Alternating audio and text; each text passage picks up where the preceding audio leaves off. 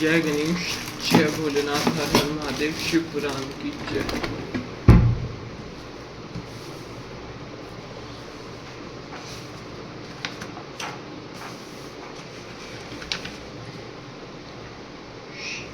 षड़धव शोधन की विधि। हर हर महादेव। उपमन्यु कहते हैं, यदुनंदन इसके बाद गुरु शिष्य की योग्यता को देखकर उसके संपूर्ण बंधनों की निवृत्ति के लिए षड़धव शोधन करे। कला तथा भुवन, वर्ण, पद और मंत्र ये ही संक्षेप से 6 अथवा कहे गए हैं। निवृत्ति आदि जो 5 कलाएं हैं उन्हें विद्वान पुरुष कलाधवा कहते हैं। अन्य 5 अथवा इन 5 कलाओं से व्याप्त है। शिव तत्व से लेकर भूमि पर्यंत जो 26 तत्व हैं उनको तत्वधवा कहा गया है। यह अधवा शुद्ध और अशुद्ध के भेद से 2 प्रकार का है। अधा से लेकर उन्मनातक भुवनाधवा कहा गया है। यह भेद और भेदों को छोड़कर 60 है।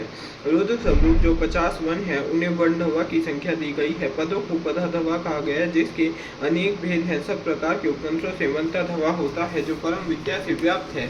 जैसे तत्व नायक शिव की तत्वों में गणना नहीं होती, उसी प्रकार उस मंत्र नायक महेश्वर की मंत्राधवा में गणना नहीं होती। कलाधवा व्यापक है और अन्य अधवा व्यापक है। जो इस बात को ठीक ठीक नहीं जानता है वह अध्व शोधन का शोधन का अधिकारी नहीं है। जिसने 6 प्रकार के अधवा का रूप नहीं जाना वह उनके व्यापक भाव को समझ ही नहीं सकता है। इसलिए अधवाओं के स्वरूप तथा उनके व्यापक भाव को ठीक ठीक जानकर ही अधव शोधन करना चाहिए। पूर्ववत कुंड और मंडल निर्माण का कार्य वहां तक के पूर्व दिशा में 2 हाथ लंबा चौड़ा कलश मंडल बनावे। तत्पश्चात शिवाचार्य शिष्य सहित स्नान और नित्य कर्म करके मंडल में प्रवेश हो पहले की ही भांति शिव जी की पूजा करे। फिर वहाँ लगभग 4 सेर चावल से तैयार की गई खीर में से आधा प्रभु को नैवेद्य लगा दे और शेष खीर को होम के लिए रख दे। पूर्व दिशा की ओर बने हुए अनेक रंगों से अलंकृत मंडल में गुरु 5 कलशों की स्थापना करे। 4 को तो चारों दिशाओं में रखे और 1 को मध्य भाग में। उन कलशों पर मूल मंत्र के नमः शिवाय इन 5 अक्षरों को बिंदु और नाद से उपयुक्त करके उनके द्वारा कल्प विधि का ज्ञाता गुरु ईशान आदि ब्रह्माओं की स्थापना करें। मध्यवर्ती कलश पर ओम नमे ईशानाय नमः ईशानम स्थापयामि कहकर ईशान की स्थापना करें। पूर्ववर्ती कलश पर ओम मम तत्पुरुषाय नमः तत्पुरुषम स्थापयामि कहकर तत्पुरुष की दक्षिण कलश पर ओम शिव अघोराय नमः अघोरम स्थापयामि कहकर अघोर की वाम या उत्तर भाग में रखे हुए कलश पर ओम वामदेवाय नमः वामदेवम स्थापयामि कहकर वामदेव की तथा पश्चिम के कलश पर ओम यम सत्योजाताय नमः सत्योजातम स्थापयामि कहकर सत्योजात की स्थापना करें।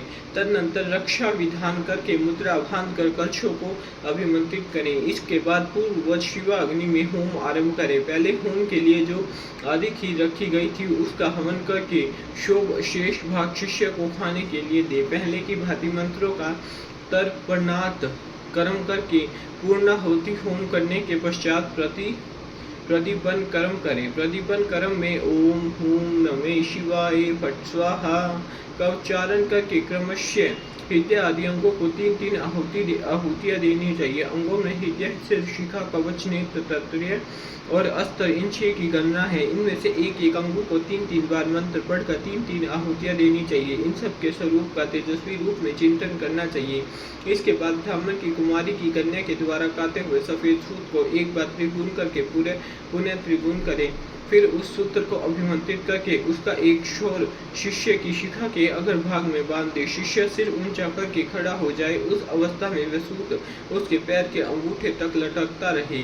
सूत को इस तरह लटका कर उसमें सुषुम्ना नाड़ी की संयोजना करे। फिर मंत्रज्ञ गुरु शांत मुद्रा के साथ मूल मंत्र से 3 आहुति का होम करके उस नाड़ी को लेकर उस सूत्र में स्थापित करे। फिर पूर्ववत फूल फेंक कर शिष्य के हृदय में ताड़न करे और उससे चैतन्य को लेकर 12 आहुतियों के पश्चात शिव को निवेदित कर उस लटकते हुए सूत्र को एक सूत से जोड़े और फट मंत्र से रक्षा करके उस सूत को शिष्य के शरीर में लपेट दे। फिर यह भावना करे कि शिष्य का शरीर मूल त्रय में पाश है। भोग और अभोग्य तब ही उसका लक्षण है। यह विषय इंद्रिय है और देह आदि का जनक है। तदनंतर शांति, अतीता आदि 5 5 कलाओं को जो आकाश आदि तत्व रूपिणी है उस सूत्र में उनके नाम ले लेकर जोड़ना चाहिए। यथा वयोम रूपिणम शांत्यतीत कलाम योजयामि, वायु रूपिणम शांत्य कलाम योजयामि, तेज रूपिणीम विद्या कलाम योजयामि,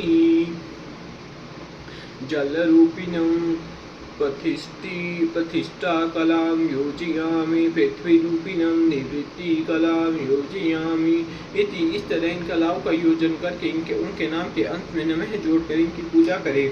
यत शांति तीत कलाए नमः, शांति कलाए नमः इत्यादि अथवा आकाश आदि के बीजभूत अहम यम रम वलम वम लरम मंत्रों द्वारा पंचाक्षर के 5 अक्षरों में नाथ बिंदु का योग क्रमशः पूर्ववक्त कार्य करके तत्वादि में मलादि पाशों की व्याप्ति का चिंतन करें। इसी तरह मलादि पाशों में भी कलाओं की व्याप्ति देखें, फिर आहुति करके उन कलाओं को संदीपित करें।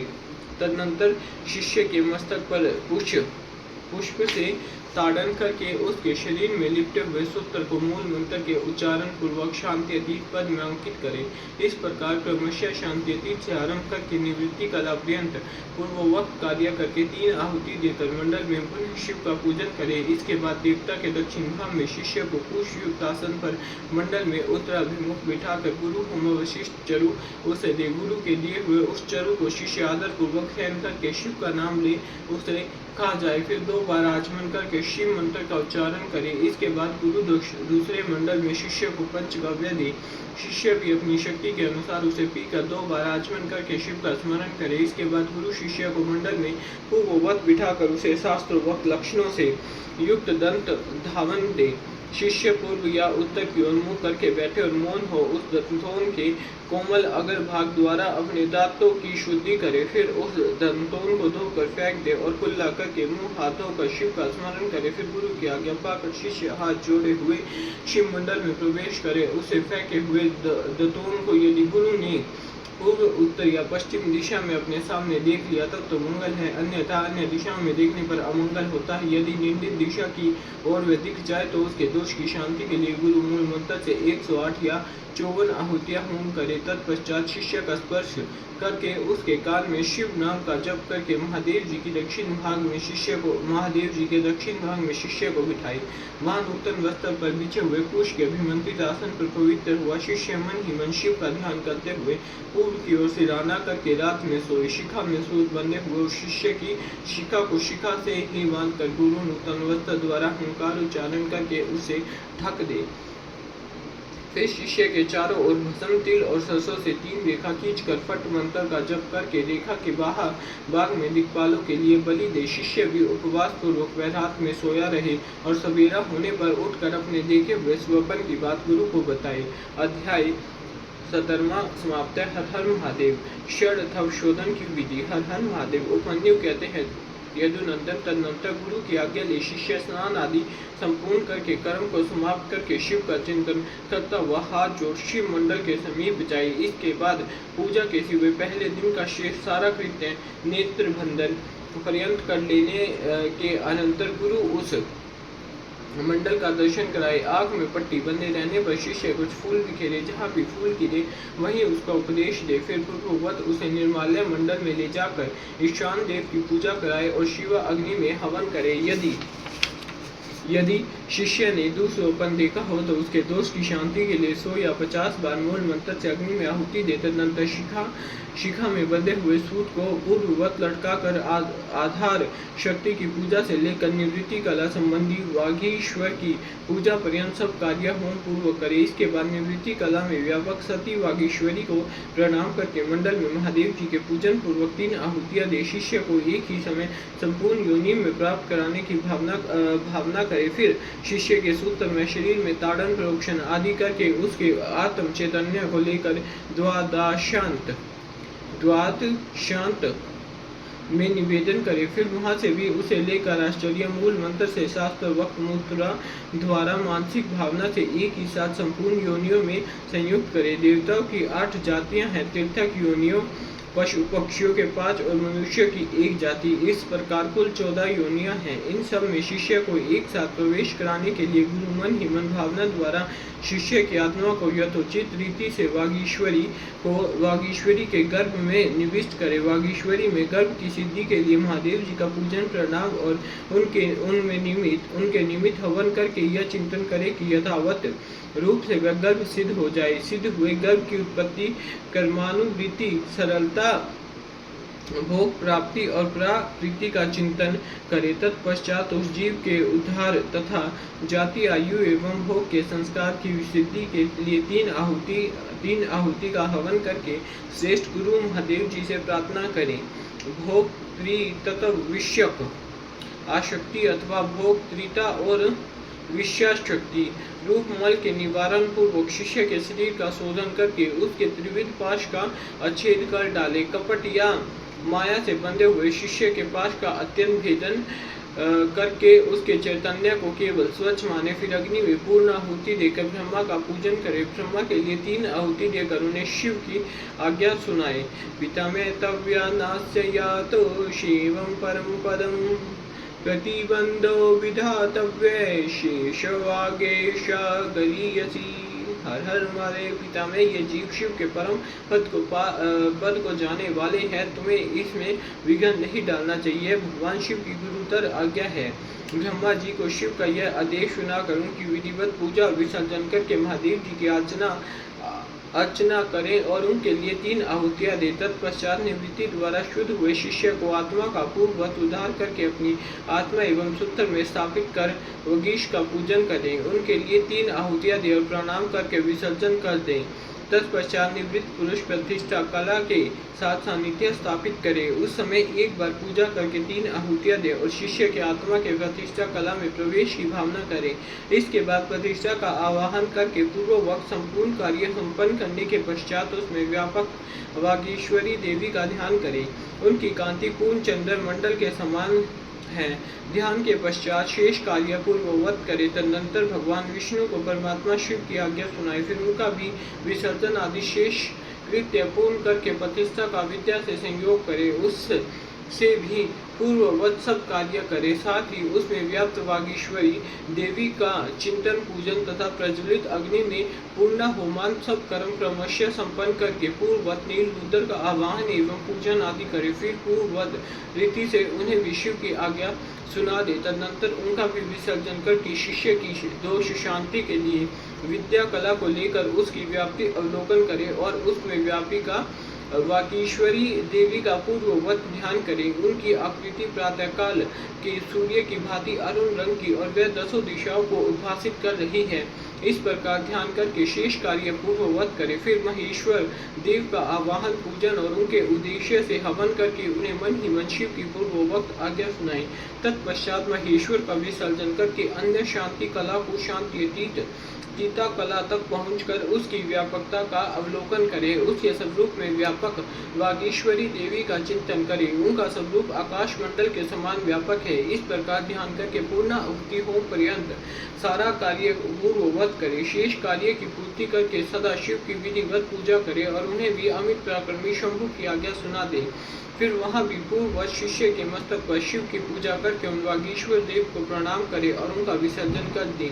तदनंतर शिव मंत्र से पूर्ववत शिष्य के मस्तक का प्रोक्षण करके यह चिंतन करे कि शांति गीता कला का शिव मंत्र में विलय हो गया। 6 अधुआओं पर जो शिव की सर्वव्यापिनी पराशक्ति एवं करोड़ों सूर्यों के समान तेजस्वी है, ऐसा उसके स्वरूप का ध्यान करे। फिर उस शक्ति के आगे शुद्ध शक्ति के समान निर्मल हुए शिष्य को ले आकर बिठा दे और आचार्य कैंची को धोकर शिव शास्त्र में बताई हुई पत्ती के अनुसार सूत्र सहित उसकी शिखा का छेदन करे। उस शिखा को पहले गोबर में रखकर फिर ओम नमः शिवाय मोष्टे का उच्चारण करके उसका शिव अग्नि में हवन कर दे। फिर कैंची धोकर रख दे और शिष्य की चेतना को उसके शरीर में लौटा दे। इसके बाद जब शिष्य स्नान आचमन और सब सिद्ध वाचन कर ले तब उसे मंडल के निकट ले जाए और शिव को दंडवत प्रणाम करके क्रियालोक जनित दोष की शुद्धि के लिए यथोचित रीति से पूजा करे। तदनंतर वाचक मंत्र का धीरे धीरे उच्चारण करके अग्नि में 3 आहुतियां दे। फिर मंत्र वैकल्प जनित दोष की शुद्धि के लिए देवेश्वर शिव का पूजन करके मंत्र का मानसिक उच्चारण करते हुए अग्नि में 3 आहुतियां दे महामंडल में विराजमान अम्बा पार्वती सहित शंभु की समाराधना करके 3 आहुतियों का हवन करके पश्चात गुरु हाथ जोड़ इस प्रकार प्रार्थना करे।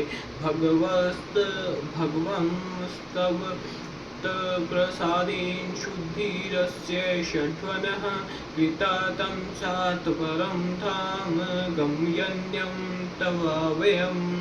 हर हर महादेव। भगवान आपकी कृपा से इस शिष्य की षड अनुभव शुद्धि की गई, अतः अब आप इसे अपनी अविनाशी परम धाम में पहुंचाइए। इस तरह भगवान से प्रार्थना कर नाड़ी संधान पूर्वक पूर्ववत पूर्णाहुति होम पर्यंत कर्म का संपादन करके भूत शुद्धि करे। स्थिर तथा पृथ्वी, अस्थिर तथा वायु, शीत तथा जल, उष्ण तथा अग्नि तथा व्यापकता एवं एक रूप आकाश तत्व का भूत शुद्धिकरण में चिंतन करे। यह चिंतन उन भूतों की शुद्धि के उद्देश्य से ही करना चाहिए। भूतों की ग्रंथियों का छेदन करके उनके अधिपतियों या अधिष्ठाता देवताओं सहित उनके त्याग पूर्वक स्थिति योग के द्वारा उन्हें परम शिव में नियोजित करे।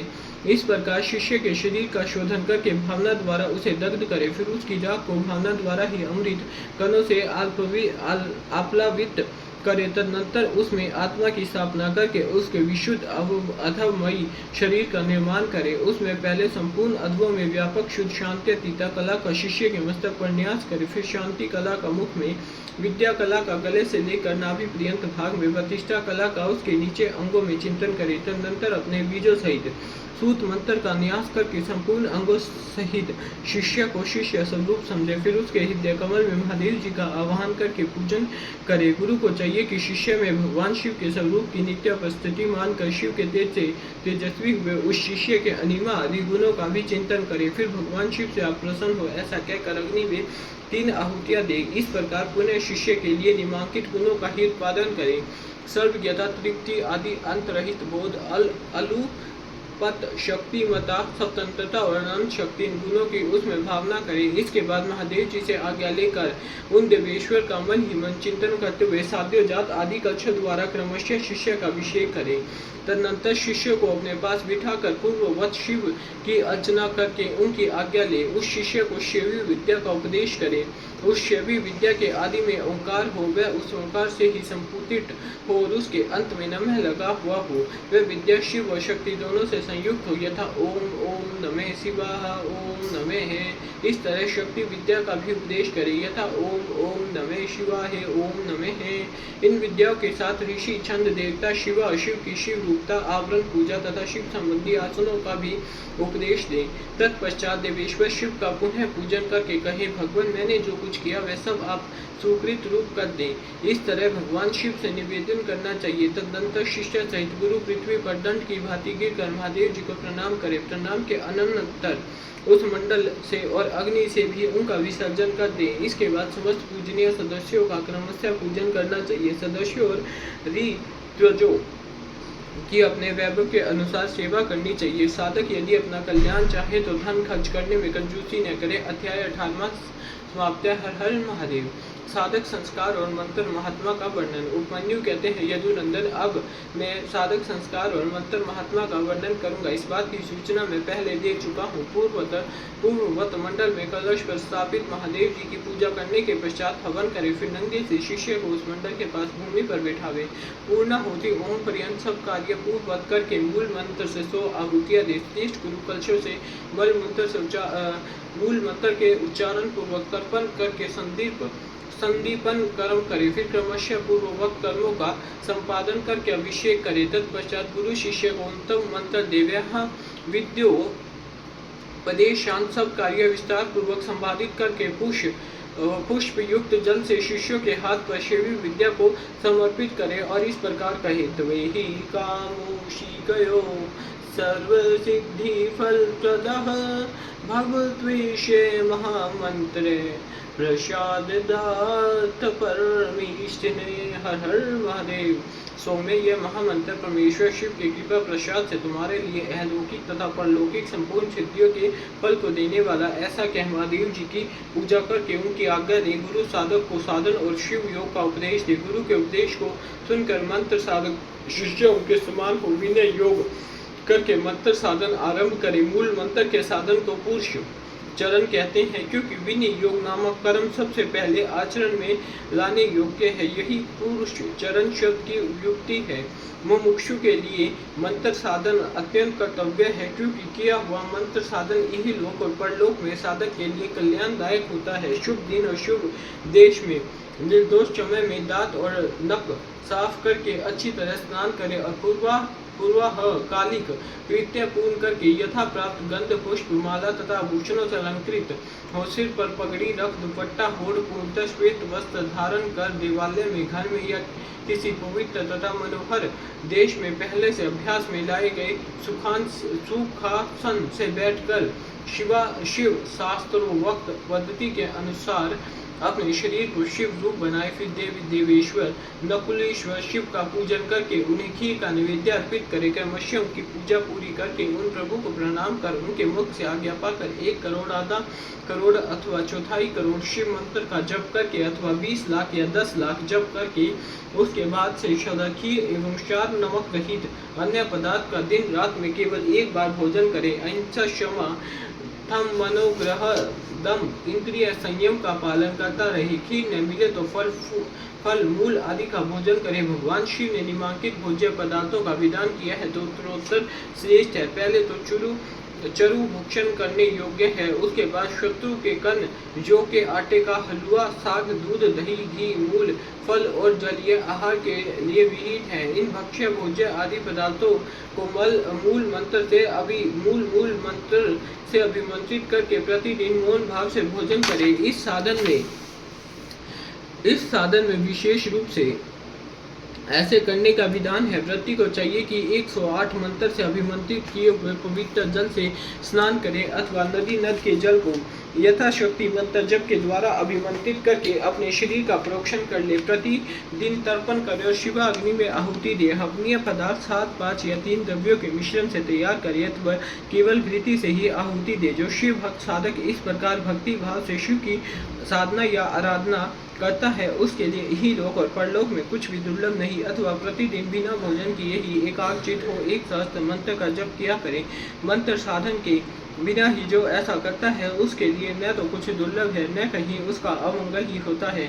वे इस लोक में विद्या लक्ष्मी तथा सुख पाकर अंत में मोक्ष प्राप्त कर लेता है। साधन विधि युक्त तथा नित्य नैमित्तिक कर्म में क्रमशः जल से मंत्र से भस्म से भी स्नान करके पवित्र शिखा बांध कर यज्ञ पवित्र धारण कर कुश की पवित्री हाथ ले ललाट में त्रिपुट लगाकर रुद्राक्ष माला लिए पंचाक्षर मंत्र का जप करना चाहिए। अध्याय 19वां समाप्त है। हर हर महादेव। योग शिष्य के आचार्य पद पर अभिषेक का वर्णन और संस्कार के विविध संस्कार के विविध प्रकारों का निर्देश। हर हर महादेव। और पंद्यु कहते हैं, यदुनंदन जिसका इस प्रकार संस्कार किया गया हो और जिसने वार्षिक व्रत का अनुष्ठान पूरा कर लिया, वह शिष्य यदि योग्य हो तो गुरु उसका आचार्य पद पर अभिषेक करे। योग्यता न होने पर न करे। इस अभिषेक के लिए पूर्ववत मंडल बनाकर परमेश्वर शिव की पूजा करे। फिर पूर्ववत 5 कलशों की स्थापना करें। इनमें 4 तो चारों दिशाओं में हो, 5वां मध्य में हो। पूर्व वाले कलश पर निवृत्ति कला का, पश्चिम वाले कलश पर प्रतिष्ठा कला का, दक्षिण कलश पर विद्या कला का, उत्तर कलश पर शांति कला का और मध्यवर्ती कलश पर शांति अतीता कला का न्यास करें।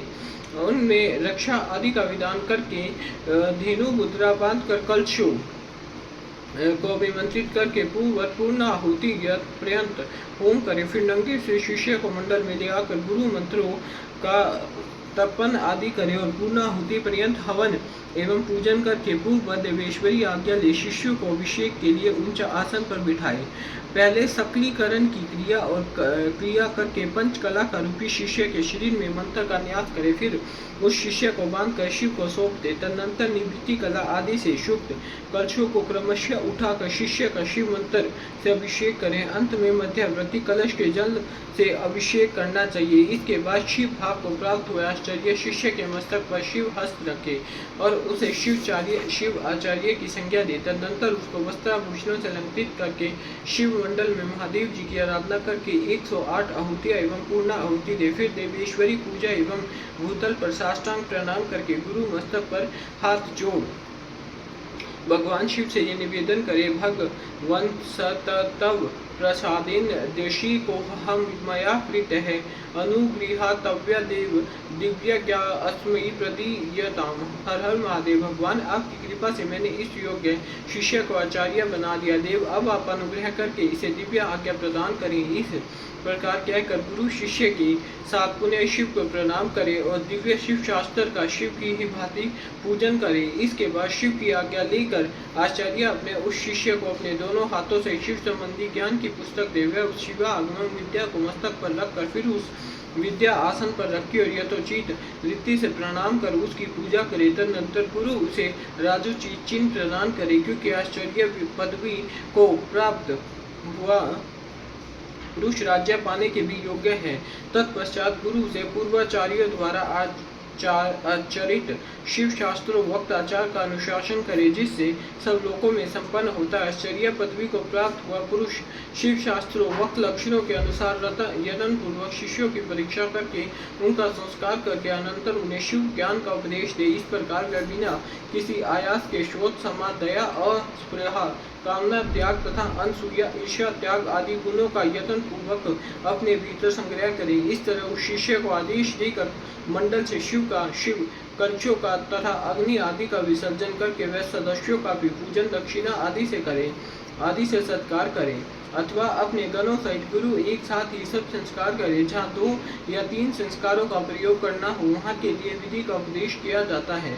वह आदि में ही अर्ध शुद्धि प्रकरण में कहे अनुसार कलशों की स्थापना करे। अभिषेक के शिवा समाचार या दीक्षा के सब कर्म करके शिव का पूजन और अधुशोधन करे। अधुशुद्धि हो जाने पर फिर महादेव जी की पूजा करे। इसके बाद हवन और मंत्र तर्पण करके दीपन कर्म करे तथा महेश्वर की आज्ञा ले शिष्य के हाथ में मंत्र समर्पण पूर्वक शेष कार्य पूर्ण करे, अथवा संपूर्ण मंत्र संस्कार का क्रमशः अनुचिंतन करके गुरु अभिषेक पर्यंत अधुशुद्धि का कार्य संपन्न करे। वहाँ शांति अतीता आदि कलाओं के लिए जिस विधि का अनुष्ठान किया गया वह सारा विधान 3 तत्वों की शुद्धि के लिए भी कर्तव्य है। शिव तत्व, विद्या तत्व और आत्म तत्व, यह 3 तत्व कहे गए हैं।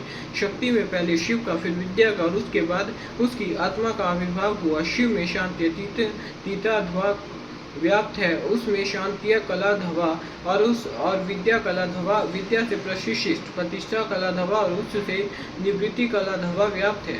शिव शास्त्र के पारंगत मनीषी पुरुष मंत्र मूलक सांवर्क्षेव संस्कार को दुर्लभ मानकर शाक्त संस्कार का प्रतिपादन करते हैं। श्री कृष्ण ने इस प्रकार में नेतृत्व से संपूर्ण यह चतुर्विध संस्कार कर्म का वर्णन किया। अब और क्या सुनना चाहते हो? अध्याय 20 समाप्त है। हर हर महादेव। अनंत याग अथवा मानसिक पूजा विधि का वर्णन। हर हर महादेव। तदनंतर श्री कृष्ण के पूछने पर नित्य नैमित्तिक कर्म तथा न्यास का वर्णन करने के पश्चात उपमन्यु बोले, अब मैं पूजा के विधान का संक्षेप से वर्णन करता हूँ। इसे शिव शास्त्र में शिव ने शिवा के प्रति कहा है। मनुष्य अग्निहोत्र पर्यंत अंतर्याग का अनुष्ठान करके पीछे वही याग ब्रह्मा पूजन करे। उसकी विधि इस प्रकार है। अंतर्याग में पहले पूजा द्रव्यों को मन से कल्पित और शुद्ध करके गणेश जी की विधि पूर्वक चिंतन एवं पूजन करे। तत्पश्चात दक्षिण और उत्तर भाग में क्रमशः नंदीश्वर और सूर्यशा की आराधना करके विद्वान पुरुष मन से उत्तम आसन की कल्पना करे। सिंहासन, योग आसन अथवा तीनों तत्वों से युक्त निर्मल पद्मासन की भावना करे। उसके ऊपर सर्व मनोहर शाम शिव का ध्यान करे। वे शिव समस्त शुभ लक्षणों से युक्त और संपूर्ण अवयवों से शोभायमान है। वह सबसे बढ़कर है और समस्त आभूषण उनकी शोभा बढ़ाते हैं। उनके हाथ पैर लाल है, उनका मुस्कुराता हुआ मुख कुंद और चंद्रमा के समान शोभा पाता है। उनकी अंग कांति शुद्ध स्फटिक के समान निर्मल है। 3 नेत्र प्रफुल्ल कमल की भांति सुंदर, 4 भुजाएं उत्तम अंग और मनोहर चंद्र कला का मुकुट धारण किए भगवान हर अपने 2 हाथों में वर तथा अभय की मुद्रा धारण करते हैं और शेष 2 हाथों में मृग मुद्रा एवं टंक किए हुए हैं। उनकी कलाई में सर्पों की माला कड़े का काम देती है। गले के भीतर मनोहर नील चिन्ह शोभित होता है। उनकी कहीं कोई उपमा नहीं। वह अपने अनुगामी सेवकों तथा आवश्यक उपकरणों के साथ विराजमान इस तरह ध्यान करके उनके वाम भाग में महेश्वरी शिवा का चिंतन करे। शिवा की अंग कांति प्रफुल्ल कमल दल के समान परम सुंदर, उनके नेत्र बड़े बड़े हैं। मुख पूर्ण चंद्रमा के समान सुशोभित, मस्तक पर काले काले घुंघराले के शोभा पाती है। नील उत्पल दल के समान शोभा कांतिमती, मस्तक पर अर्ध चंद्र का मुकुट धारण करते हैं। उनके पीन पयोधर अत्यंत गोल घनीभूत, ऊंची और श्रीनगद है। शरीर का मध्य भाग कुश है, नितंब भाग स्थूल है। वे महीने पीले वस्त्र धारण किए हुए, संपूर्ण आभूषण उनकी शोभा बढ़ाते हैं। ललाट पर लगे हुए सुंदर तिलक से उनका सौंदर्य और खिल उठा है।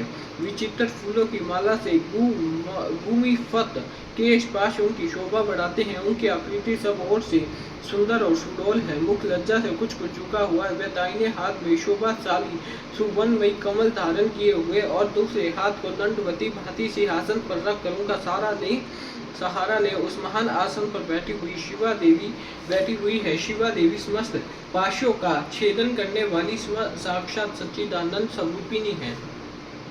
इस प्रकार महादेव और महादेवी का ध्यान करके शुभ एवं श्रेष्ठ आसन पर संपूर्ण उपचारों से युक्त महामयी पुष्प द्वारा उनका पूजन करें अथवा उपयुक्त वर्णन के अनुसार प्रभु शिव की एक मूर्ति बनवा लें। उसका नाम शिव या सदाशिव हो। दूसरी मूर्ति शिवा की होनी चाहिए। उसका नाम महेश्वरी षड्विंश का अथवा श्रीकन हो।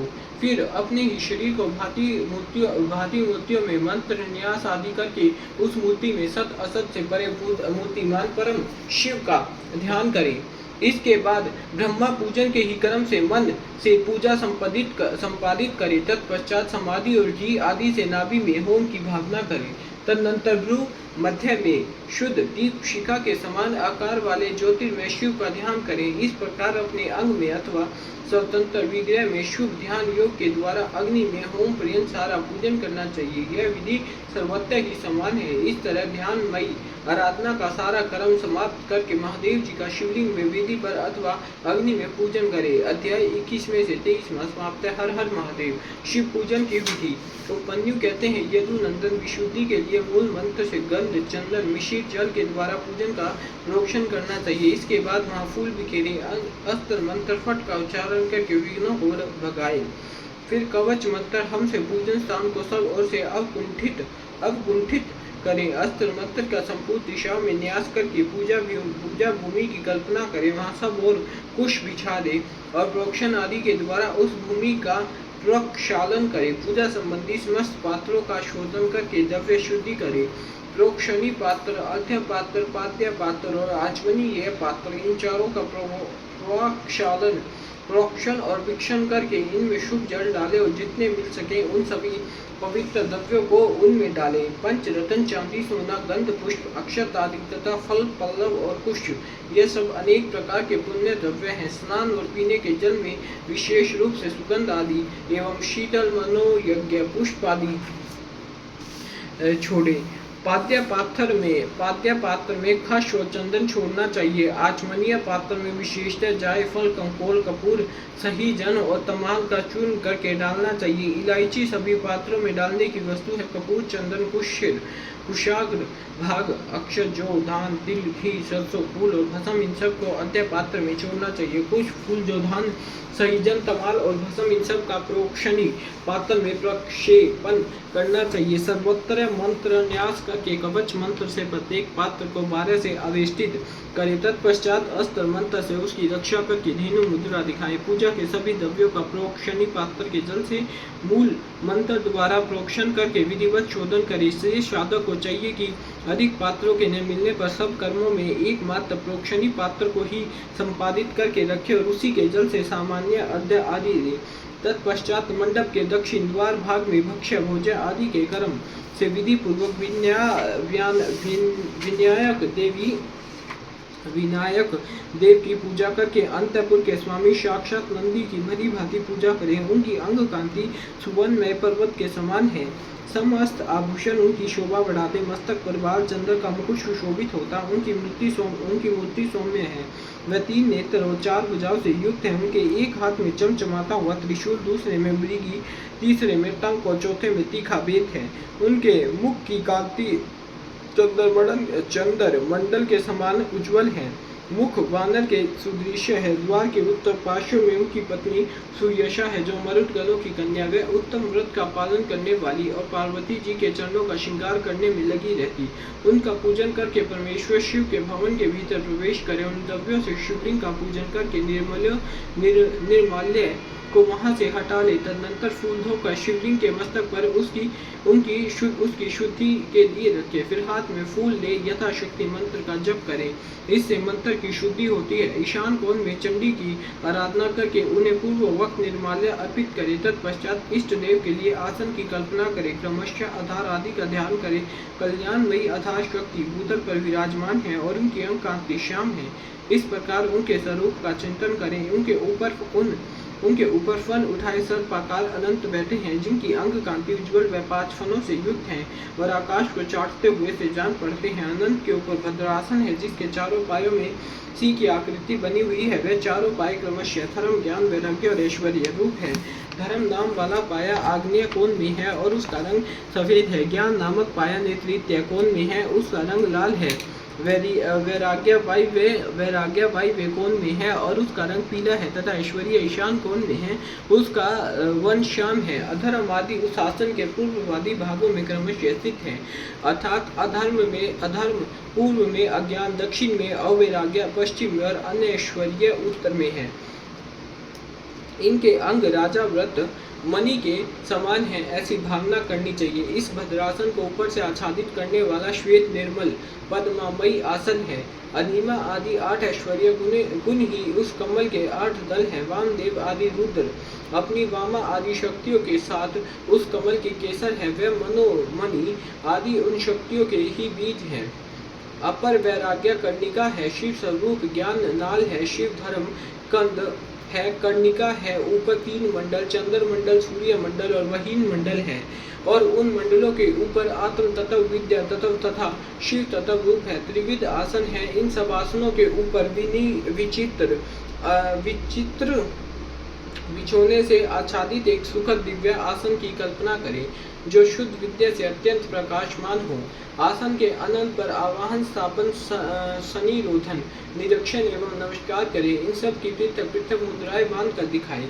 तदनंतर पाद्य, आचमन, अर्घ्य, स्नान, वस्त्र, योगोपवीत, गंध, पुष्प, धूप, दीप, निवेद्य और तांबूल देकर शिवा और शिव को शयन कराएं अथवा उपयुक्त रूप से आसन और मूर्ति की कल्पना करके मूल मंत्र एवं अन्य ईशान आदि ब्रह्म मंत्रों द्वारा सफलीकरण की क्रिया करके देवी पार्वती सहित परम कारण शिव का आवाहन करें। भगवान शिव की अंग कांति शुद्ध स्फटिक के समान उज्ज्वल है। वह निश्चल ही अविनाशी समस्त लोकों के परम कारण सर्व लोक स्वरूप, सबके बाहर भीतर विराजमान, सर्व विद्यमान, सर्वव्यापी, अणु से अणु और महान से भी महान है। भक्तों को अनायास ही दर्शन देते हैं। सबके ईश्वर एवं अव्यय है। ब्रह्मा, इंद्र, विष्णु तथा रुद्र आदि देवताओं के लिए भी अगोचर है। संपूर्ण वेदों के साथ तथा विद्वानों के भी दृष्टि पथ में नहीं आते। आदि, मध्य और अंत से रहित है। भव रोग से ग्रस्त प्राणियों के लिए औषध रूप है। शिव तत्व के रूप में विख्यात है और सबका कल्याण करने के लिए जगत में सुशिष्ट शिवलिंग के रूप में विद्यमान है। ऐसी भावना करके भक्ति भाव से गंध, धूप, दीप, पुष्प और नैवेद्य इन 5 उपचारों द्वारा उत्तम शिवलिंग का पूजन करें।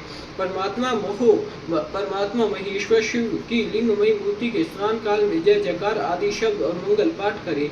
पंचगव्य घी, दूध, दही, मधु और शर्करा के साथ फल मूल के साथ तत्व से तिल, सरसों, सूत के उपटन से, जौ आदि के उत्तम बीजों से, उड़द आदि के चूर्णों से तथा आटा आदि से आलेपन करके गर्म जल से शिवलिंग को नहलाए।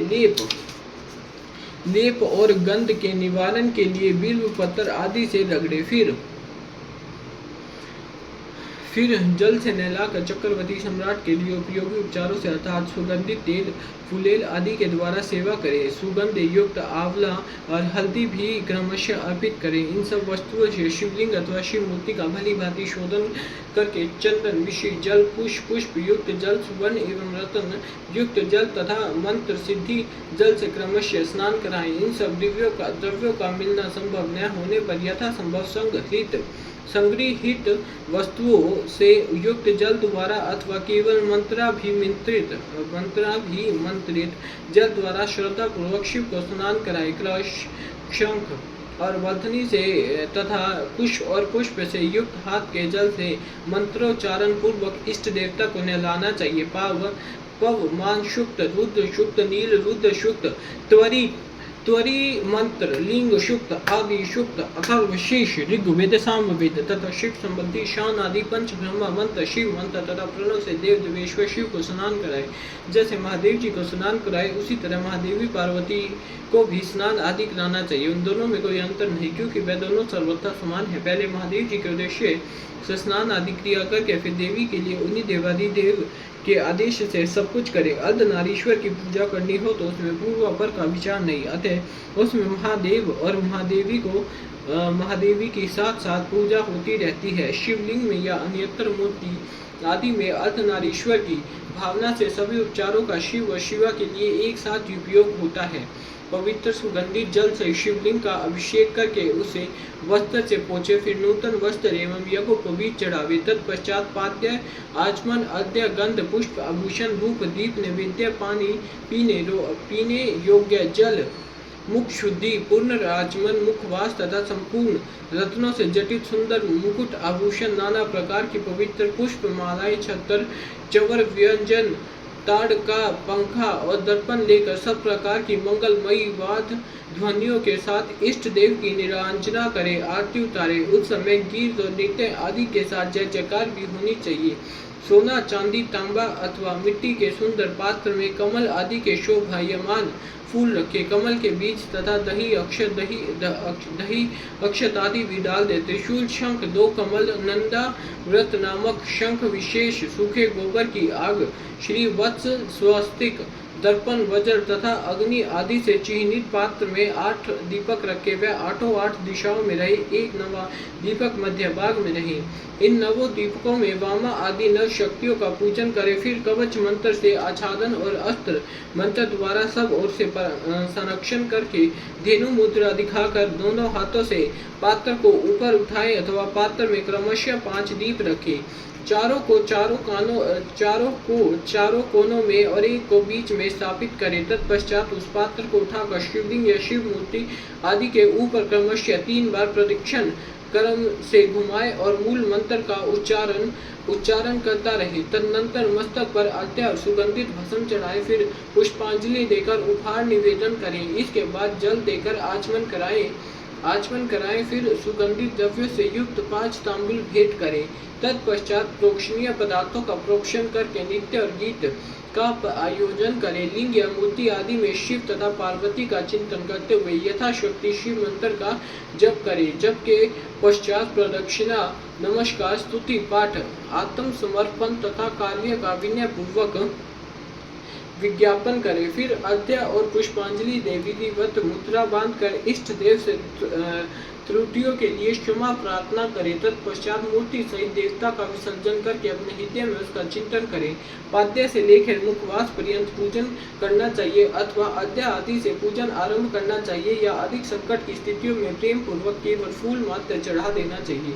प्रेम पूर्वक फूल मात्र चढ़ा देने से ही परम धर्म का संपादन हो जाता है। जब तक प्राण रहे शिव का पूजन किए बिना भोजन न करे। अध्याय 28वां समाप्त है। अध्याय 24वां समाप्त है। हर हर महादेव। 24वां समाप्त है। हर हर महादेव। शिव पूजा की विशेष विधि तथा शिव भक्ति की महिमा। उपमन्यु कहते हैं यदु नंदन। शिव भक्ति की महिमा। हर हर महादेव। उपमन्यु कहते हैं यदु नंदन, दीप दान के बाद और निवेदन से पहले आवरण पूजा करनी चाहिए अथवा आरती का समय आने पर आवरण पूजा करें। वहाँ शिव या शिवा के प्रथम आवरण में ईशान से लेकर सद्योजात पर्यंत तथा हृदय से लेकर अस्त्र पर्यंत का पूजन करें। ईशान में पूर्व भाग में, दक्षिण में, उत्तर में, पश्चिम में, आग्नेय कोण में, ईशान कोण में, द्वितीय कोण में, वायव्य कोण में, फिर ईशान कोण में। तत्पश्चात चारों दिशाओं में गर्भावरण अथवा मंत्र संघात की पूजा बताई गई है।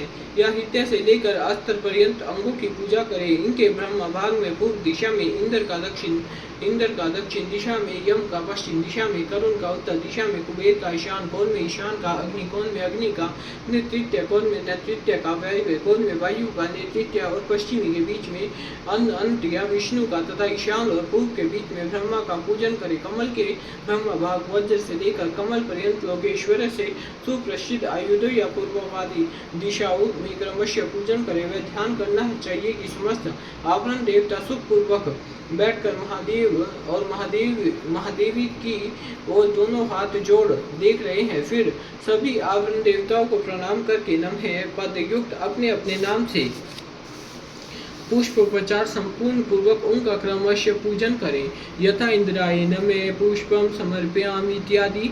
इसी तरह गर्भावरण का भी अपने आवरण संबंधी मंत्र से योजन करें। योग, ध्यान, होम, जप, ब्रह्मा अथवा अभ्यंतर में भी देवता का पूजन करना चाहिए। इस तरह उनके लिए 6 प्रकार की हवि भी देनी चाहिए। किसी एक सुंदर अन्न का बना हुआ मूंग मिश्रित अन्न या मूंग की खिचड़ी, खीर, दधि मिश्रित अन्न, गुड़ का बना हुआ पकवान तथा मधुर से तर किया हुआ भोज्य पदार्थ, इनमें से एक अनेक हविष्य को नाना प्रकार के व्यंजनों से संयुक्त तथा गुड़ और खांड से संपन्न करके नैवेद्य के रूप में अर्पित करना चाहिए। साथ ही मक्खन और उत्तम दही परोसना चाहिए। पुआ आदि अनेक प्रकार के भक्ष्य पदार्थ और स्वादिष्ट फल देने चाहिए। लाल चंदन और पुष्प वासित अत्यंत शीतल जल अर्पित करना चाहिए। मुख शुद्धि के लिए मधुर इलायची के रस से युक्त सुपारी के टुकड़े, खीर आदि से रक्त युक्त सुनहरे रंग के पीले पान के पत्तों के बने हुए बीड़े, शिलाजीत का चूर्ण, सफेद चूना जो अधिक रूखा या दूषित न हो, कपूर, कंकोल, नूतन एवं सुंदर जायफल आदि अर्पित करने चाहिए। आलेपन के लिए चंदन का मूल खास्ट अथवा उसका चूहा, कस्तूरी, कुमकुम, मोग, मृग, दावात्मक रस होने चाहिए। फूल वे ही चढ़ाने चाहिए जो सुगंधित, पवित्र और सुंदर हो। गंध रहित, उत्कट गंध वाले, दूषित, बासी तथा स्वयं ही टूट कर गिरे हुए फूल शिव के पूजन में नहीं देने चाहिए। कोमल वस्त्र ही चढ़ाने चाहिए। भूषणों में विशेषतः वे ही अर्पित करने चाहिए जो सोने के बने हुए तथा विद्युत मंडल के समान चमकीले हो। ये सब वस्तुएं कपूर, गुगुल, अगूर और चंदन से भूषित तथा पुष्पों समूह से सुवासित होनी चाहिए। चंदन, अगूर, कपूर, सुगंधित काष्ठ तथा गुगुल के चूर्ण, घी और मधु से बने हुआ धूप उत्तम माना गया है। कपिला गाय के अत्यंत सुगंधित घी से प्रतिदिन जलाए गए कपूर युक्त दीप श्रेष्ठ माने गए। पंचगव्य, मीठा और कपिला गाय का दूध, दही और एवं घी, यह सब भगवान शंकर के स्नान और पानी की ये अभिष्ट है। हाथी के दांत के बने हुए भद्रासन जो सुवर्ण एवं रत्नों से जटित है, शिव के लिए श्रेष्ठ बताए गए। उन आसनों पर विचित्र बिछावन, कोमल गद्दे और तकिए होनी चाहिए। इनके सिवा और भी बहुत सी छोटी बड़ी सुंदर एवं सुखद शैया होनी चाहिए। समुद्र गामिनी नदी एवं नदी से लाया हुआ तथा कपड़े से छान कर रखा हुआ शीतल जल भगवान शंकर के स्नान और पान के लिए श्रेष्ठ आ गया।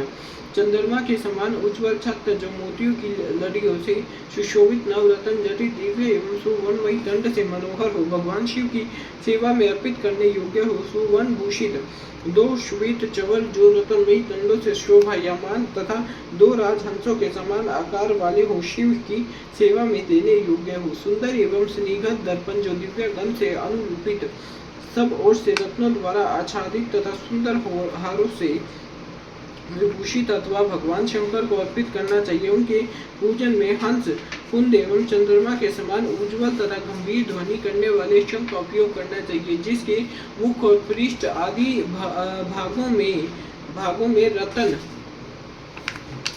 में रतन जड़े गए हो।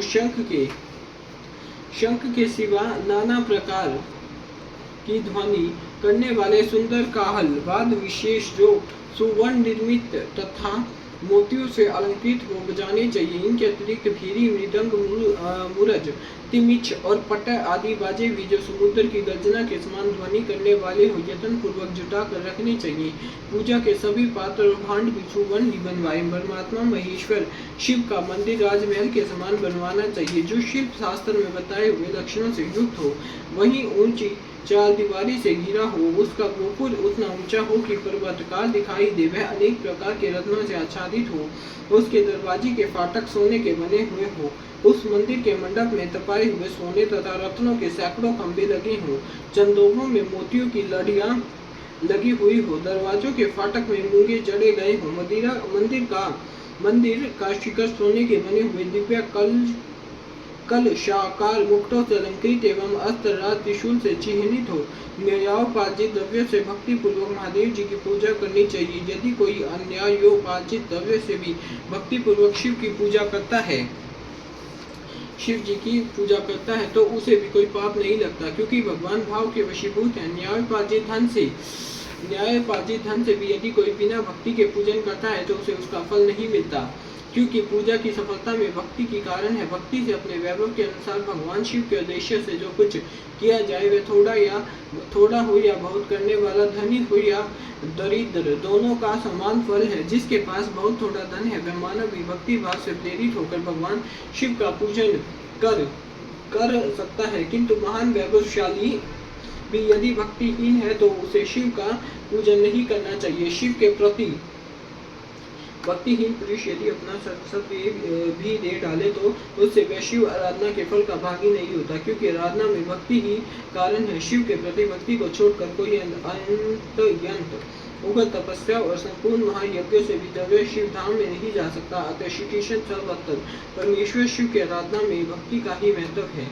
यह गुहा से भी गुहातर बात है, इसमें संदेह नहीं। पाप के महासागर को पार करने के लिए भगवान शिव की भक्ति नौका के समान है। इसलिए जो भक्ति भाव से युक्त है उसे रजोगुण और तमोगुण से क्या हानि हो सकती है। श्री कृष्ण अंत यज अधम मूर्ख अथवा पतित मनुष्य भी यदि भगवान शिव की शरण में चला जाए तो वह समस्त देवताओं एवं असुरों के लिए भी पूजनीय हो जाता है। अतः सर्वथा प्रयत्न करके भक्ति भाव से ही शिव की पूजा करे, क्योंकि अभक्तों को कहीं भी फल नहीं मिलता। अध्याय 25वां समाप्त है। हर हर महादेव। पंचाक्षर मंत्र के जप तथा भगवान शिव के भजन पूजन की महिमा, अग्नि कार्य के लिए कुंड और वेदी आदि के संस्कार, शिवा अग्नि की स्थापना और उसके संस्कार, होम पूर्णा आहुति भस्म के संग्रह आदि, रक्षण की विधि तथा हवनांत में किए जाने वाले कृत्य का वर्णन। उपमन्यु कहते हैं यदुनंदन कोई बड़ा भारी पाप, हर हर महादेव। उपमन्यु कहते हैं यदुनंदन कोई बड़ा भारी पाप करके भी भक्ति भाव से पंचाक्षर मंत्र द्वारा यदि देवेश्वर शिव का पूजन करे तो वह उस पाप से मुक्त हो जाता है। जो भक्ति भाव से पंचाक्षर मंत्र द्वारा एक ही बार शिव का पूजन कर लेता वह शिव मंत्र के गौरववश शिव धाम को चला जाता है। जो मूढ़ दुर्लभ मानव जन्म पाकर भगवान शिव की अर्चना नहीं करता उसका वह जन्म भी सफल, क्योंकि वह मोक्ष का साधक नहीं। जो दुर्लभ मानव जन्म पाकर पिनाक पानी महादेव जी की आराधना करते हैं उन्हीं का जन्म सफल और वे ही कृतार्थ एवं श्रेष्ठ मनुष्य। जो भगवान शिव की भक्ति में तत्पर रहते जिनका चित्त भगवान शिव के सामने प्रणत होता है तथा जो सदा ही भगवान शिव के चिंतन में लगे रहते वे कभी दुख के भागी नहीं होते। मनोहर भवन हाव भाव विलास से विभूषित रोनी स्त्री और जिससे पूर्ण तृप्ति हो जाए इतना धन, यह सब भगवान शिव की आराधना के फल है। जो देह लोक में महान भोग और राज्य चाहते हैं वे सदा भगवान शिव के चरणार बिंदों का चिंतन करते हैं। सौभाग्य कांतिमान रूप बल त्याग दया भाव शूरता और विश्व में विख्याति, यह सब बातें भगवान शिव की पूजा करने वाले लोगों को ही सुलभ होती है। इसलिए जो अपना कल्याण चाहता उसे सब कुछ छोड़कर केवल भगवान शिव में मन लगा उनकी आराधना करनी चाहिए। जीवन बड़ी तेजी से जा रहा है, जीवन जवानी शीघ्रता से बीती जा रही और लोग तीव्रता गति से निकट आ रहे हैं। इसलिए सबको पिनाक पानी महादेव जी की पूजा करनी चाहिए जब तक मृत्यु नहीं आती, जब तक वृद्धावस्था आक्रमण नहीं होता तब तक, और जब तक इंद्रियों की शक्ति क्षीण नहीं हो जाती तब तक ही भगवान शंकर की आराधना कर लो। भगवान शिव की आराधना के समान दूसरा कोई धर्म तीनों लोकों में नहीं। अब मैं अग्नि कार्य का वर्णन बताऊंगा। कुंड में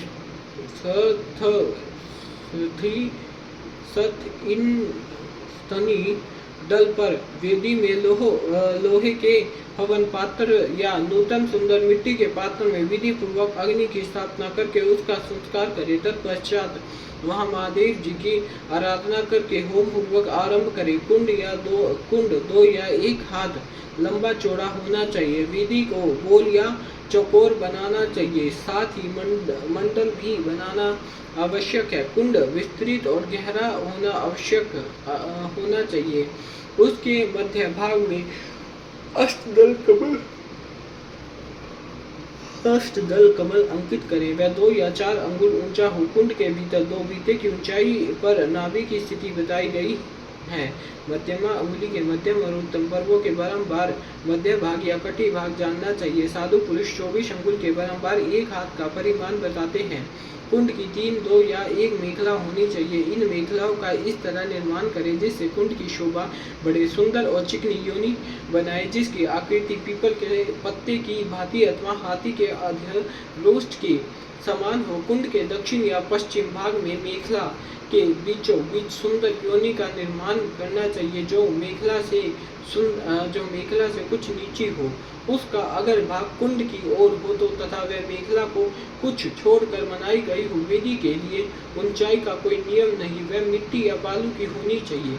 गाय के गोबर या जल से मंडल बनाना चाहिए। पात्र का परिमाण नहीं बताया गया। कुंड और मिट्टी की वेदी को गोबर और जल से लीपना चाहिए। पात्र को धोकर तपाए तथा अन्य वस्तुओं का जल से प्रोक्षण करे। अपने अपने गुहा सूत्र में बताई हुई विधि के अनुसार कुंड में और वेदी पर उल्लेखन रेखा करे। रेखाओं पर से मृतिका लेकर ईशान कोण में फेंक दे। फिर अग्नि के उस आसन का कुशों अथवा पुष्पों द्वारा जल से प्रोक्षण करे। तत्पश्चात पूजन और हवन के लिए सब प्रकार से द्रव्यों का संग्रह करे। धोने योग्य वस्तुओं को धोकर प्रोक्षण की जल से उनका प्रोक्षण करके उन्हें शुद्ध करे। इसके बाद कांत मणि से प्रकट काष्ठ से उत्पन्न श्रोत्रिय की अग्निशाला में संचित अथवा दूसरी किसी उत्तम अग्नि को आधार सहित ले आए। उसे कुंड अथवा वेदी के ऊपर 3 बार प्रदक्षिणा क्रम से घुमाकर अग्नि बीज रंग का उच्चारण करके उस अग्नि को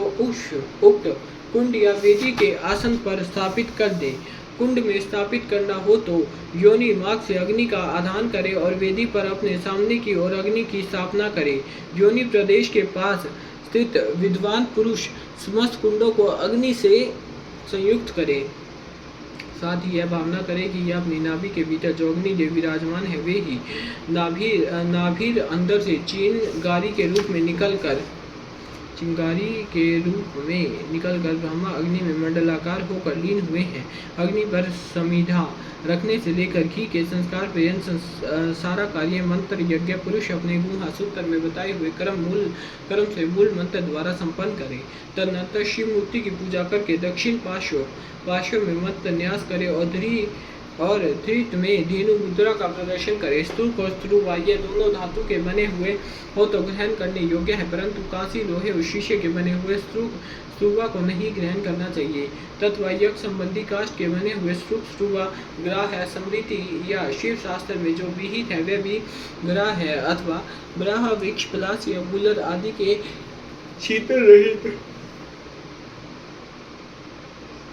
पिछले 2 पत्ते लेकर उन्हें कुश से पोंछे और अग्नि में तपाकर फिर उनका प्रोक्षण करे। उन्हीं पत्तों के सुवा का रूप दे उनमें घी उठाए और अपने ग्रह सूत्र में बताए हुए क्रम से शिव बीज ओम सहित 8 बीजा अक्षरों द्वारा अग्नि में आहुति दे। उससे अग्नि का संस्कार संपन्न होता है। वह बीज इस प्रकार है: भ्रुम सतु भ्रुम स्तुम भ्रुम श्रुम पुम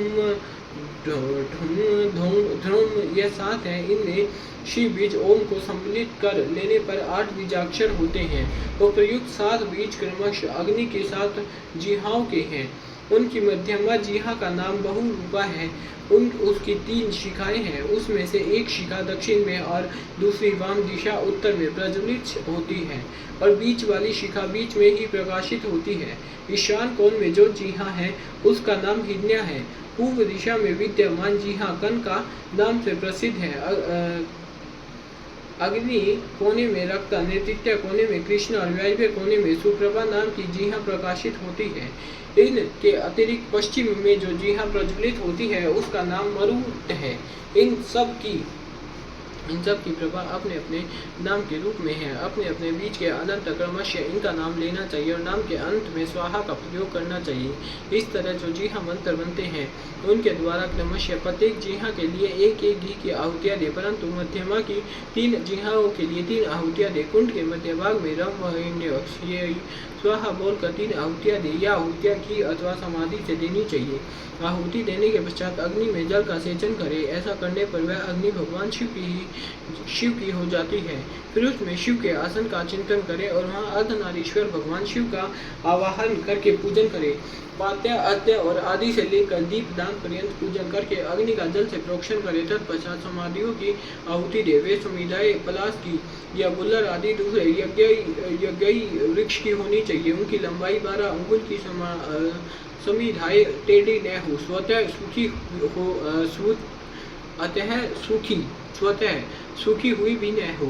उनके छिलके न उतरे हो तथा उन पर किसी प्रकार की चोट न हो, तब समिधाएं एक सी होनी चाहिए। 10 अंगुल लंबी समिधाएं भी हवन के लिए विहित है। उनकी मोटाई कनिष्ठिका अंगुली के समान होनी चाहिए अथवा प्रादेश मात्र अंगूठे से लेकर तर्जनी पर्यंत लंबी समिधाएं उपयोग में लानी चाहिए। आदि यदि उपयुक्त समिधाएं न मिले तो जो मिल सके उन सब का ही हवन करना चाहिए। समिधा हवन के बाद घी की आहुति दे। घी की धारा दूर्भादल के समान पतली और 4 अंगुल लंबी हो। उसके बाद अन्न की आहुति देनी चाहिए जिसका प्रति ग्रास 16 मास के बराबर हो। लावा, सरसों, जौ और तिल इन सब में घी मिलाकर यथासंभव भक्ष्य, लेहा और चोष्य का भी मिश्रण करे तथा इन सब की यथाशक्ति 10, 5 या 3 आहुतियां दे अथवा एक ही आहुति दे। शत्रुवा से समिधा से स्तुरुक से अथवा हाथ से आहुति देनी चाहिए। उसमें भी दिव्य तीर्थ से अथवा ऋषि तीर्थ से आहुति देने का विधान है। यदि उपयुक्त सभी द्रव्य न मिले तो किसी एक ही द्रव्य से श्रद्धा पूर्वक आहुति देनी चाहिए। प्रायश्चित के लिए मंत्र से अभिमंत्रित करके 3 आहुतियां दे। फिर होम विशिष्ट घृत से शत्रु को भरकर उसके अग्र भाग में फूल रखकर उसे दर्भ साहित आद्य मोक्ष शत्रुवा से ढक दे। इसके बाद खड़ा हो से अंजलि लेकर ओम नमः शिवाय वोष्ठे का उच्चारण करके जौ के तुल्य घी की धारा की आहुति दे। इस प्रकार पूर्ण आहुति करके अग्नि में पूर्ववत जल का छींटा दे। तत्पश्चात देवेश्वर शिव का विसर्जन करके अग्नि की रक्षा करे। फिर अग्नि का भी विसर्जन करके भावना द्वारा नाभि में स्थापित करके नित्य यजन करे अथवा शिव शास्त्र में बताई हुई पत्ति के अनुसार वागीश्वरी के गर्भ से प्रकट हुए अग्निदेव को लाकर विधिवत संस्कार करके उनका पूजन करे। फिर समिधा का आधान करके सब ओर से परिधियों का निर्माण करे। इसके बाद वहां 2 पात्र रखकर शिव का यजन करके प्रोक्षणी पात्र का शोधन करे। इस पात्र के जल से पूर्व वक्त वस्तुओं का प्रोक्षण करके जल से भरे हुए प्रणीता पात्र को ईशान कोण में रखे। घी के संस्कार तप का सारे कार्य करके स्तुरु का शोधन करे। तदनंतर पिता शिव द्वारा माता वागीश्वरी गर्भधान पुष्पन और सीम अंतोनयन संस्कार करके प्रत्येक संस्कार के निमित्त पित्त का आहुतियां दे और गर्भ से अग्नि के उत्पन्न होने की भावना करे। उनके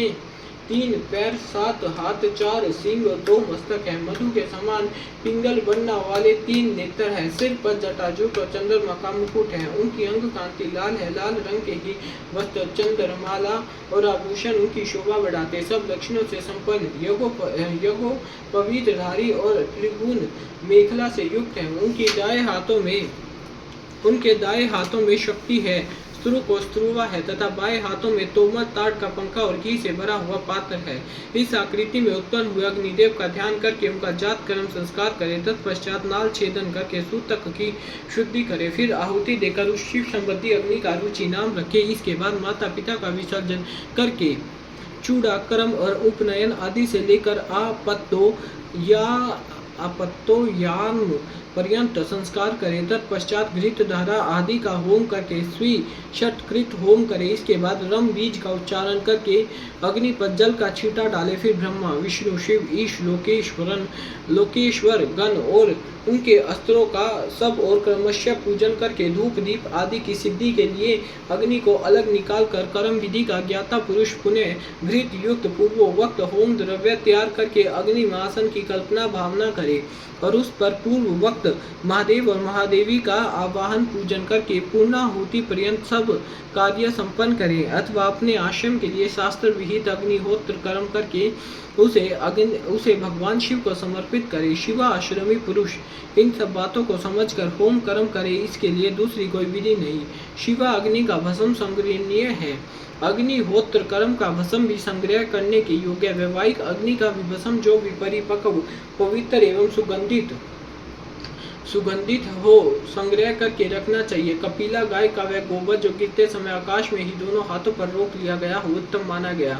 वह यदि अधिक गीला व अधिक कड़ा न हो, दुर्गंध युक्त और सूखा हुआ न हो तो अच्छा माना गया। यदि वह पृथ्वी पर गिर गया हो तो उसमें से ऊपर और नीचे के हिस्से को त्याग कर बीच का भाग ले उस गोबर का पिंड बनाकर उसे शिवा अग्नि आदि में मूल मंत्र के उच्चारण पूर्वक छोड़ दे। जब वह पक जाए तब उसे निकाल ले।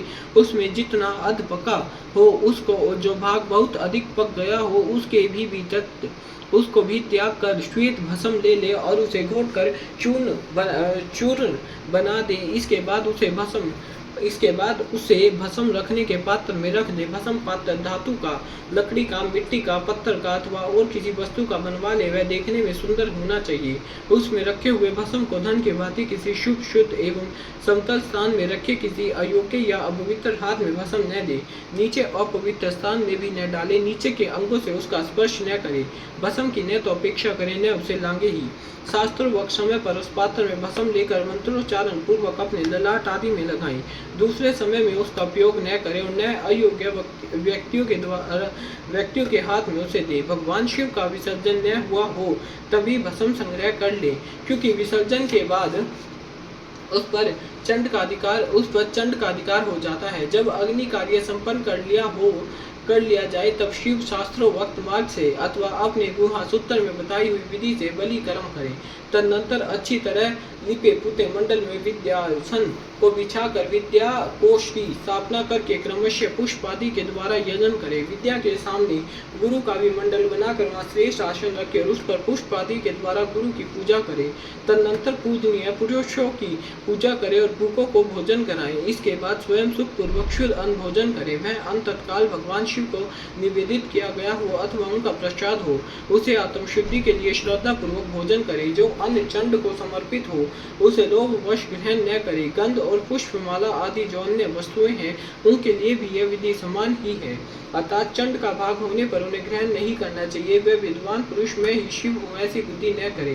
भोजन और आचमन करके शिव का मन ही मन चिंतन करते हुए मूल मंत्र का उच्चारण करे। शेष समय शिव शास्त्र की कथा के श्रवण आदि योग्य कार्यों में बिताए। रात का प्रथम पहर बीत जाने पर मनोहर पूजा करके शिव और शिवा के लिए एक परम सुंदर शैया प्रस्तुत करे। उसके साथ ही भक्ष्य, भोज्य, वस्त्र, चंदन और पुष्पमाला आदि भी रख दे। मन से और क्रिया द्वारा भी एक सुंदर व्यवस्था करके पवित्र हो महादेव जी और महादेवी के चरणों के निकट शयन करे। यदि उपासक गृहस्थ हो तो वह वहां अपनी पत्नी के साथ शयन करे। जो गृहस्थ न हो वह अकेले ही सोए। उषः काल आए जान मन ही मन पार्वती देवी और पार्षदों सहित अविनाशी भगवान शिव को प्रणाम करके देश कालोचित कार्य तथा शौच आदि कृत्य पूर्ण करे। फिर यथाशक्ति शंख आदि वाद्यों की दिव्य ध्वनियों से महादेव और महादेवी को जगाए।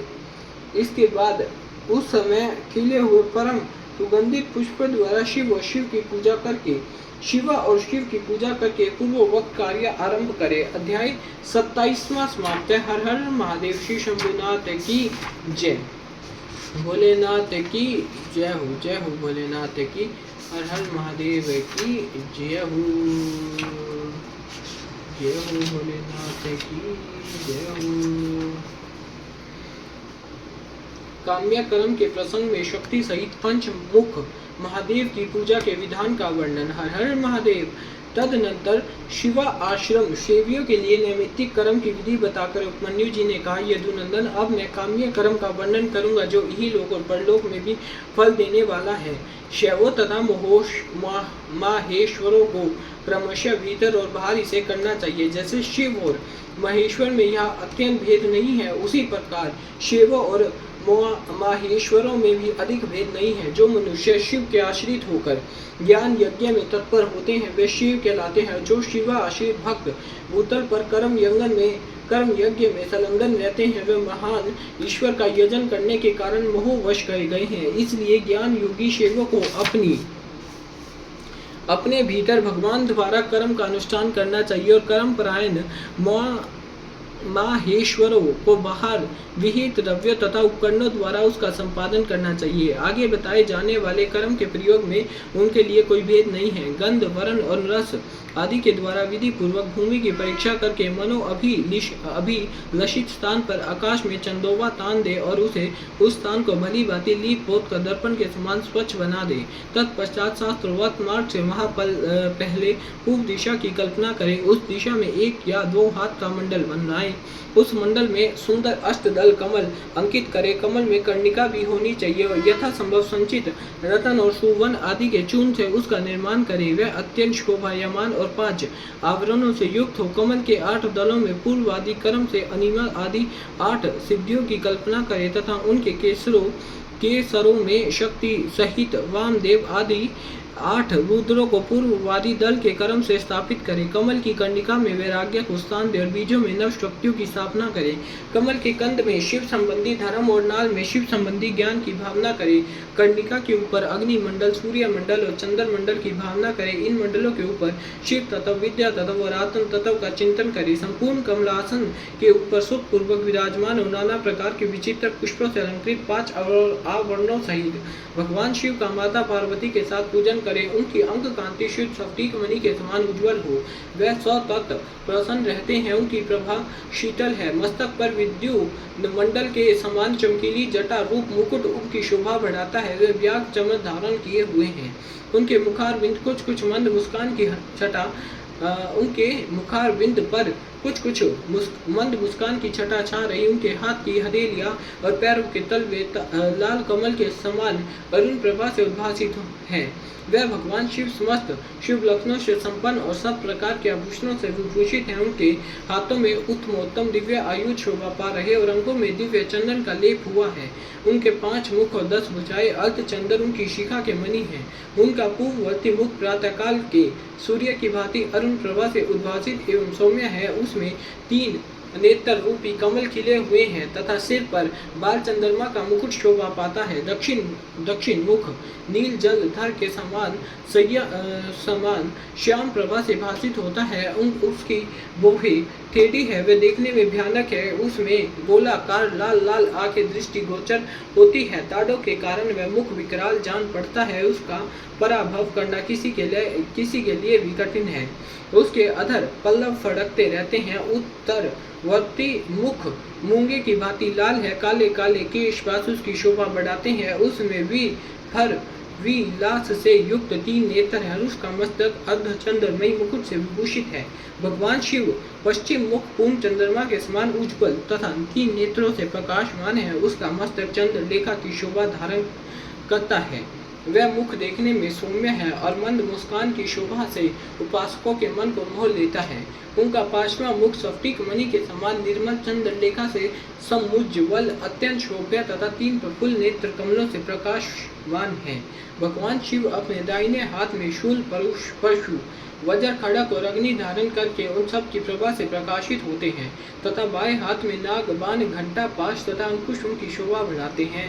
पैरों से लेकर घुटनों तक का भाग निवृत्ति कला से संबद्ध है।